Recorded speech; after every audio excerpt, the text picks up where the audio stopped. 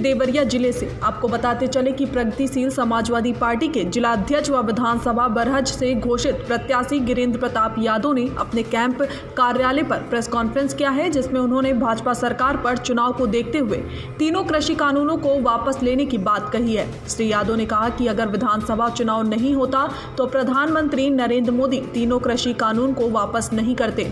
गिरीन्द्र प्रताप ने पत्रकारों से बात करते हुए कहा कि ये भारतीय जनता पार्टी की सोची समझी चाल है।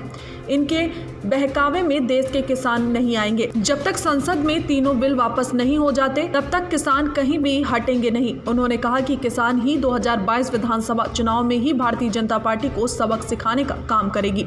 उन्होंने पत्रकारों से बात करते हुए कहा कि इस बार बरहज विधानसभा की जनता ने मुझे विधायक बनाने का मन बना लिया है। गिरीन्द्र प्रताप यादव ने कहा कि अगर मैं बरहज विधानसभा से विधायक बनता हूं तो सबसे पहले युवाओं के लिए रोजगार की व्यवस्था सुनिश्चित करूंगा।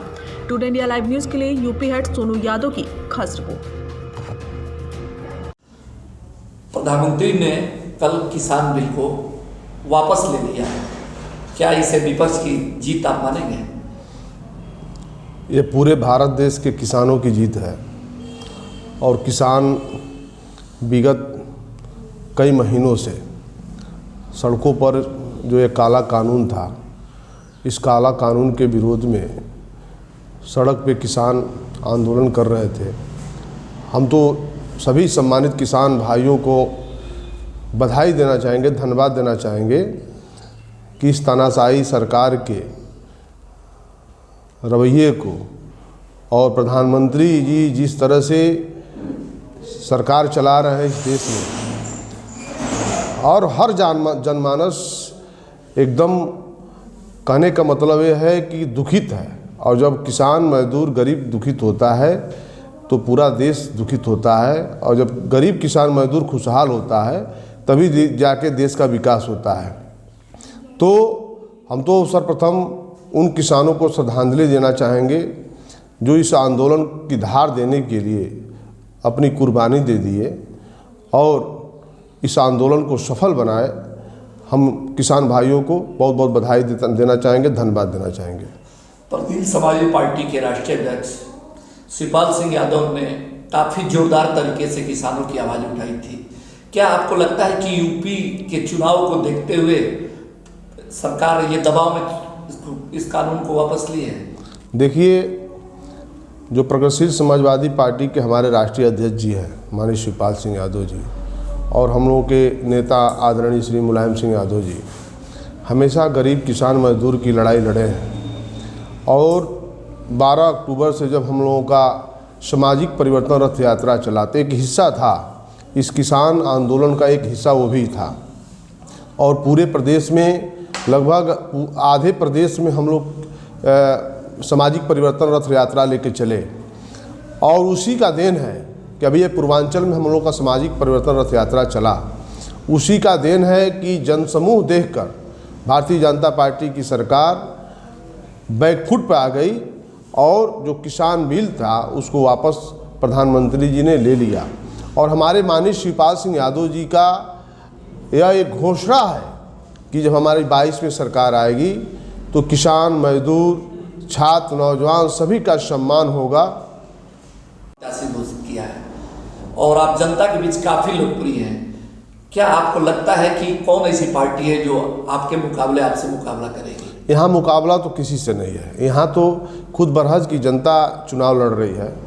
जो हम 2017 में चुनाव लड़े थे और जनता जनार्दन के आशीर्वाद से हमने 20,000 वोट पाया, और आज के डेट में 2022 की तैयारी में पूरे बरहज 342 बरहज विधानसभा के हर गांव के जनमानस उतर चुकी है कि किसी तरह से किसान के बेटे को हम लोग विधायक बनाएंगे, एक जिम्मेदारी देंगे। और उसमें सहयोग के रूप में हमारे जो राष्ट्रीय अध्यक्ष जी माननीय शिवपाल सिंह यादव जी हमको आशीर्वाद दे चुके हैं, बरहज विधानसभा का प्रत्याशी भी बना चुके हैं। आप युवाओं में काफ़ी लोकप्रिय हैं, ऐसा क्या कार्य करते हैं जो युवा आपको इतना पसंद करते हैं? देखिए, इस देश की आधी आबादी युवाओं की है और ये युवा आज के डेट में दर दर का भटक रहा है। हम तो हमेशा उस नारे को याद करते हैं, जय जवान जय किसान। और इस देश में जब जवान खुशहाल रहेगा और हमारे किसान खुशहाल रहेंगे तो हमेशा ये देश तरक्की करेगा। तो हम अपने बरहज विधानसभा में नौजवान साथियों को, जैसे क्रिकेट का खेल हो, चाहे कबड्डी हो, चाहे फुटबॉल हो, हम उनके प्रतिभा को निखारने के लिए हमेशा उनके सम्मान में खड़े रहते हैं। कोई भी नौजवान साथी अगर किसी भी ग्राउंड से फ़ोन कर देता है कि नेताजी आपको आना है, तो हम उसके सम्मान में जाते हैं और हमेशा हम उनको राय भी देते हैं कि जब अपने प्रतिभा को निखारेंगे और प्रदर्शित करेंगे तभी जाके आपका विकास भी होगा। तो इसलिए नौजवान हमारे साथ हमेशा रहता है, उसके सम्मान में हम खड़े रहते हैं। माननीय मुलायम सिंह यादव का 22 तारीख को जन्मदिन है, इस मौके पर क्या कहना चाहिए? माननीय नेताजी एक तरह से धरती पुत्र मुलायम सिंह कहे जाते हैं और नेताजी एक बहुत गरीब किसान के घर के रहने वाले हैं। और जो 22 तारीख को हम लोग जन्मदिन मनाने जा रहे हैं, हम बरहज विधानसभा में अपने एक मझवलिया गांव है, उस गांव में हम लोग जन्मदिन मनाएंगे। गरीब किसान मजदूर के घर में हम लोग का जन्मदिन मनाने जा रहे हैं और यह संदेश नेताजी का है और उनका एक सपना, लोहिया जी का सपना, जनेश्वर मिश्रा का एक सपना कि हमेशा इस देश का किसान मजदूर गरीब हमेशा खुशहाल है।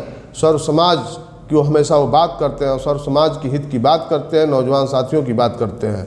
तो हम खुशहाली के लिए और माननीय नेताजी को हम बधाई देना चाहेंगे, धन्यवाद देना चाहेंगे कि इस देश के आप एक ऐसे सपूत आपको आपके सपने को पूरा करने के लिए और आप हमेशा गरीब मजदूर किसान के लिए लड़ते आए हैं, इसलिए हम बधाई देना चाहेंगे, धन्यवाद देना चाहेंगे नेताजी के जन्मदिन पर। 22 के चुनाव को लेकर जनता से क्या अपील करना चाहेंगे? हम 22 के चुनाव में जनता से यही निवेदन करना चाहेंगे, प्रार्थना करना चाहेंगे कि हमेशा हम लोगों के पूर्वज आपस में मिलजुल के रहे हैं, जात धर्म मजहब से उठ के हमेशा रहते हैं। तो यहाँ की जनता जनार्दन विकास के लिए 22 के चुनाव में हम लोगों को चुनाव जिताने जा रही है और हमारा यही बस एक सपना है, एक मुद्दा है कि बरहज विधानसभा में खुशहाली आवे, सड़क बने, नाली बने, नौजवान साथियों को रोजी रोजगार मिले। यही हमारा बरहज में 2022 का एक तरह से कहिए कि हम बिगुल बजा चुके हैं कि 2022 में हम लोग चुनाव लड़ेंगे और जीतेंगे भी।